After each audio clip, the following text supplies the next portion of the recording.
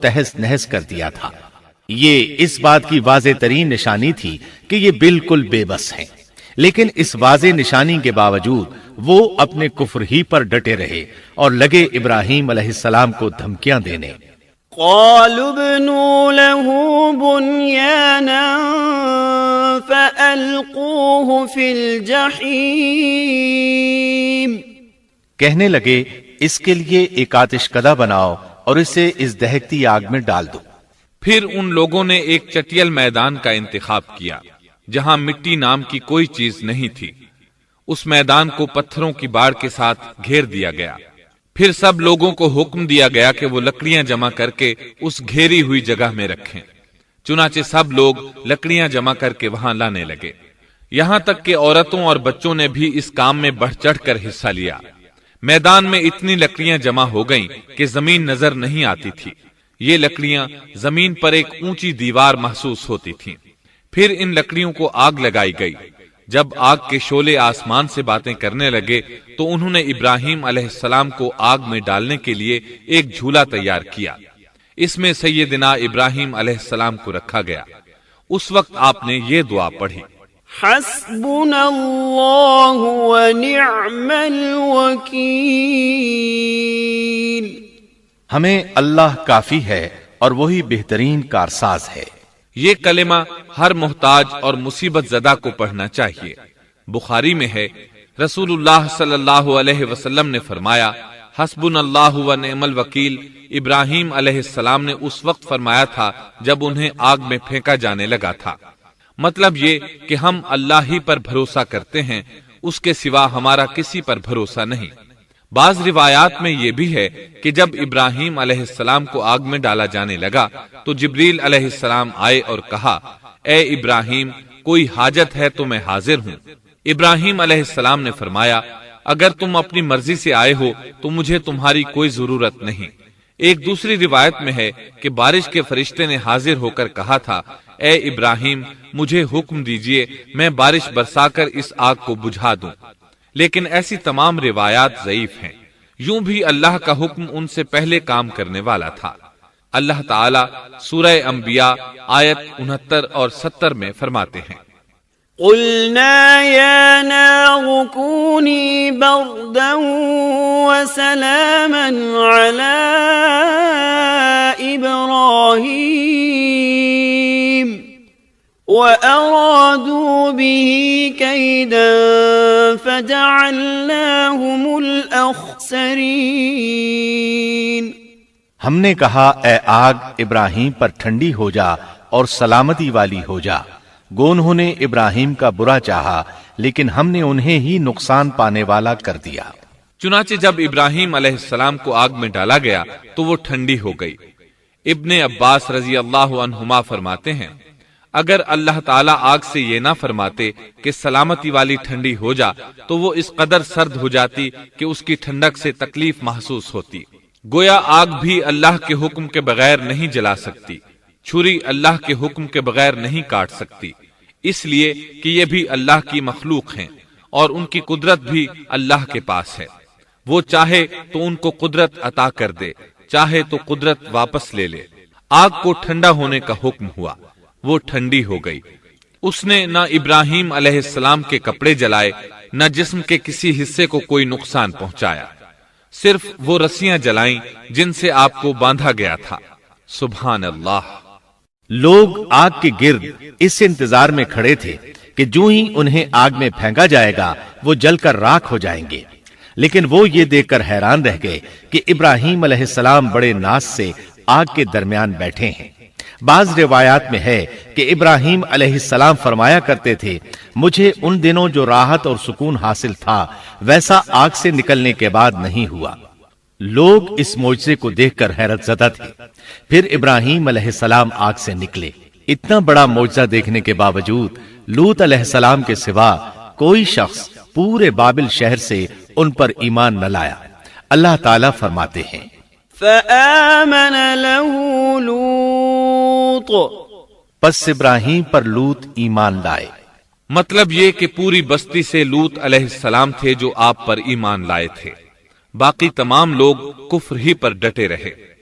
ابراہیم علیہ السلام ان کا رویہ دیکھ کر نا امید ہو گئے کہ اس سے بڑھ کر یہ کون سا معجزہ دیکھنا چاہتے ہیں۔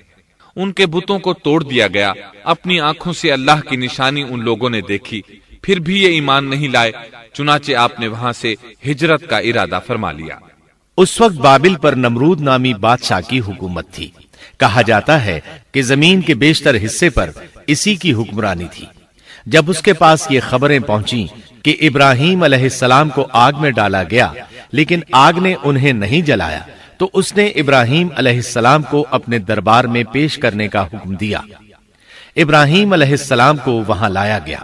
نمرود نے ان سے ان کے رب کے بارے میں سوال کیا۔ اللہ تعالیٰ سورۃ البقرہ آیت 258 میں فرماتے ہیں، أَلَمْ تَرَ إِلَى الَّذِي حَاجَّ إِبْرَاهِيمَ فِي رَبِّهِ أَنْ آتَاهُ اللَّهُ الْمُلْكَ۔ کیا تو نے اس شخص کو نہیں دیکھا جس نے ابراہیم سے اس کے رب کے متعلق جھگڑا کیا اس لیے کہ اللہ نے اسے سلطنت دی تھی۔ ایک روایت میں ہے کہ 4 بادشاہوں نے زمین کے بیشتر حصے پر حکمرانی کی ہے، ان میں سے ایک نمرود ہے۔ نمرود اپنے وقت کا حاکم و بادشاہ تھا۔ ابراہیم علیہ السلام سے جب اس کی اللہ تعالیٰ کے بارے میں بات چیت ہوئی تو ابراہیم علیہ السلام نے کہا، میرا رب وہ ہے جو زندہ کرتا ہے اور مارتا ہے۔ جواب میں اس نے کہا، میں بھی زندہ کرتا ہوں اور مارتا ہوں۔ چنانچہ اس نے حکم دیا کہ جیل سے 2 آدمیوں کو لے آؤ۔ جیل سے 2 ایسے آدمیوں کو لایا گیا جن کے لیے سزائے موت کا فیصلہ ہو چکا تھا۔ اس نے ان میں سے ایک کے قتل کا حکم دیا، دوسرے کو معاف کر دیا۔ اس سے اس نے یہ ثابت کرنا چاہا کہ وہ بھی زندہ کر سکتا ہے اور موت دے سکتا ہے، اور کہنے لگا، دیکھ لو میرے حکم سے لوگ مرتے ہیں اور میرے حکم سے انہیں زندگی ملتی ہے۔ اس کی بات سن کر ابراہیم علیہ السلام نے غور کیا کہ اگر وہ اس سے موت و حیات کے باریک فلسفے پر بحث کریں گے تو نمرود کا مقصد پورا ہو جائے گا اور میرا مقصد پورا نہیں ہو پائے گا۔ اس لیے بحث و مباحثے کی بجائے کوئی مضبوط دلیل پیش کر دی جائے تاکہ حق و باطل کے درمیان فرق واضح ہو جائے۔ چنانچہ آپ نے فرمایا، بے شک اللہ سورج کو مشرق سے لاتا ہے، تو اس کو مغرب سے لے آ۔ کافر بادشاہ یہ سن کر مبہوت رہ گیا، اس کا سر جھک گیا۔ اللہ تعالیٰ فرماتے ہیں، تب وہ کافر حیران رہ گیا اور اللہ نا انصافوں کو سیدھی راہ نہیں دکھاتا۔ ان تمام باتوں کے بعد نمرود کو یہ معلوم کرنے کی ضرورت نہیں رہی کہ ابراہیم علیہ السلام آگ سے کیسے نجات پا گئے، کیونکہ حقیقت اس پر آشکار ہو چکی تھی۔ وہ جان گیا تھا کہ اصل معاملہ کیا ہے۔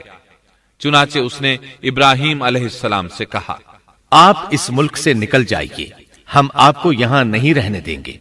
ابراہیم علیہ السلام نے عراق کو خیر بات کہا اور شام کی طرف ہجرت کر گئے۔ یہاں آ کر وہ حران نامی بستی میں مقیم ہوئے۔ اسی جگہ آپ نے اپنے چچا ہاران کی بیٹی سیدہ سارہ علیہ السلام سے شادی کی۔ اللہ تعالیٰ اس ہجرت کے بارے میں فرماتے ہیں، وَنَجَّيْنَاهُ وَلُوطًا إِلَى الْأَرْضِ الَّتِي بَارَكْنَا فِيهَا لِلْعَالَمِينَ۔ اور ہم اسے یعنی ابراہیم اور لوط کو بچا کر اس زمین کی طرف لے آئے جس میں ہم نے جہان کے لیے برکت رکھی تھی۔ جب آپ حران کے مقام پر پہنچے تو وہیں ٹھہر گئے، وہیں رہنے لگے۔ یہاں آ کر آپ کا شمار بنو حران میں ہونے لگا۔ آپ لوگوں کو اسی شہر میں رہنے کی دعوت دیتے۔ اس شہر کے لوگ بتوں کی پوجا نہیں کرتے تھے بلکہ ستاروں کو پوجتے تھے۔ ابراہیم علیہ السلام نے جب ان کی یہ حالت دیکھی تو ارادہ کر لیا کہ ان لوگوں کو بتائیں گے کہ ستاروں کی عبادت کرنا باطل ہے۔ یہ لوگ چونکہ نجوم پرست تھے اس لیے ان کی عبادت کا وقت رات کو ہوتا تھا، اور یہ لوگ رات کے وقت عبادت کرتے تھے کیونکہ ان کے معبود یعنی ستارے رات ہی کو طلوع ہوتے ہیں۔ چنانچہ ابراہیم علیہ السلام انہیں یہ دکھانے کے لیے کہ ان چیزوں کی عبادت باطل ہے ایک دن ان کے ساتھ نکلے۔ اللہ نے آسمان کے دروازے کھول دیے تو ابراہیم علیہ السلام نے چاند، ستاروں، سیاروں اور آسمان و زمین کی سلطنت کو دیکھا۔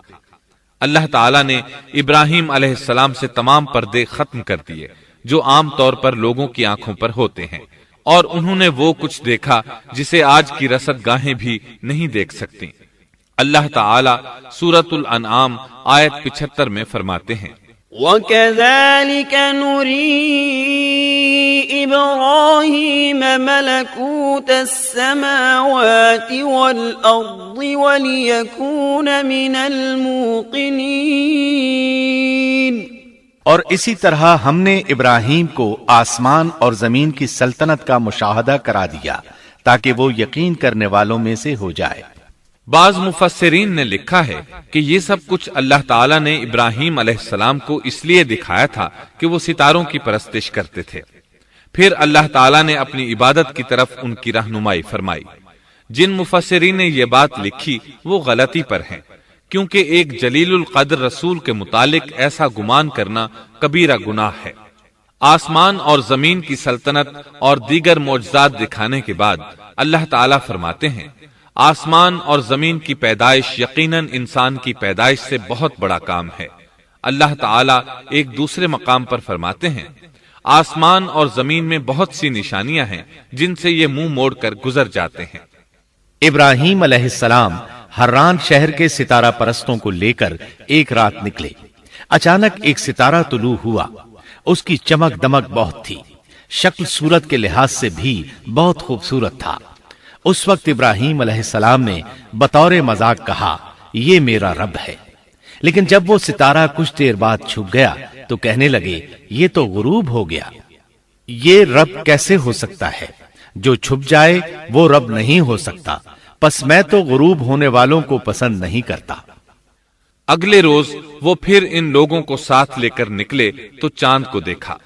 یہ شکل صورت میں ستاروں سے کہیں زیادہ خوبصورت تھا، روشن تھا، لیکن یہ بھی غروب ہو گیا تو ابراہیم کہنے لگے، اگر مجھے میرے رب نے ہدایت نہ کی تو میں گمراہ لوگوں میں شامل ہو جاؤں گا۔ اے اللہ، تو کہاں ہے؟ اپنی طرف میری رہنمائی کر۔ ان باتوں سے ابراہیم علیہ السلام ان لوگوں کو غور و فکر کی دعوت دے رہے تھے تاکہ وہ غور کریں، آخر رب چھپ کیسے سکتا ہے؟ اگر چاند رب ہے اور دن کے وقت کسی کو اپنے معبود کی حاجت ہوگی تو وہ کیا کرے گا؟ لہذا چاند کسی صورت رب نہیں ہو سکتا۔ پھر جب دن چڑھا اور سورج طلوع ہوا تو کہنے لگے، یہ میرا رب ہے، یہ تو سب سے بڑا ہے۔ پھر لوگوں کو مخاطب کر کے کہنے لگے، تم رات کو چھوٹے چھوٹے ستاروں کی پوجا کرتے ہو، کیوں نہ تم اتنے بڑے ایک ہی رب کی پوجا کر لو۔ لیکن جب وہ بھی غروب ہو گیا تو کہنے لگے، یقیناً میں تمہارے شرک سے بیزار ہوں، یہ معبود کیسے ہو سکتے ہیں؟ ان میں تو تبدیلی آتی رہتی ہے، کبھی طلوع ہوتے ہیں کبھی غروب ہوتے ہیں۔ یہ اس بات کی دلیل ہے کہ یہ مخلوق ہیں اور ان کا خالق کوئی اور ہے جس کے حکم کے یہ تابع ہیں۔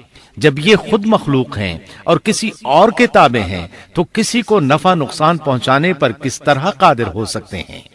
پھر اپنی قوم کو مخاطب کر کے کہنے لگے، میں اپنا رخ اس کی طرف کرتا ہوں جس نے آسمانوں کو یکسو ہو کر پیدا کیا، اور میں شرک کرنے والوں میں سے نہیں ہوں۔ اب بھی وہ اپنی بات پر اڑے رہے۔ تب آپ نے فرمایا، تم مجھ سے اللہ کے بارے میں جھگڑ رہے ہو، مجھے تو اللہ راہ دکھا چکا ہے اور اس نے مجھے دلیل عطا فرمائی ہے۔ میں یقیناً جانتا ہوں کہ تمہارے تمام معبود بے بس اور بے طاقت ہیں۔ جاؤ، تم سے اور تمہارے ان معبودوں سے جو ہو سکے کر لو، میرے رب کی مرضی کے بغیر کچھ بھی نہیں ہو سکتا۔ میرے رب نے ہر چیز کے علم کو اپنے گھیرے میں لے رکھا ہے، کیا پھر بھی تم نصیحت حاصل نہیں کرو گے؟ اور میں تمہارے معبودوں سے خوف کیوں کھاؤں؟ تم اللہ سے نہیں ڈرتے؟ ان کو اللہ کا شریک ٹھہرا رہے ہو۔ اللہ نے اس کی کوئی دلیل نازل نہیں کی۔ اگر تم میں صحیح علم ہے تو تم ہی بتلا دو کہ ہم دونوں جماعتوں میں سے امن کا زیادہ حقدار کون ہے۔ امن انہی کے لیے ہے جو ایمان لانے کے بعد دین کو شرک سے خلط ملط نہیں کرتے۔ حقیقت میں ہدایت یافتہ وہی لوگ ہیں۔ یہی ہمارے وہ دلائل تھے جو ہم نے ابراہیم علیہ السلام کو ان کی قوم کے مقابلے میں عطا کیے تھے، اور ہم جسے چاہیں مرتبے میں بڑھا دیں۔ بے شک تیرا رب بڑی حکمت والا ہے۔ ان لوگوں نے پھر بھی کفر ہی کیا، کوئی بھی ایمان نہ لایا۔ چنانچہ ابراہیم علیہ السلام نے ایک بار پھر ہجرت کی اور مصر جا پہنچے۔ مصر کے بادشاہ کو خبر ملی کہ ایک شخص ہجرت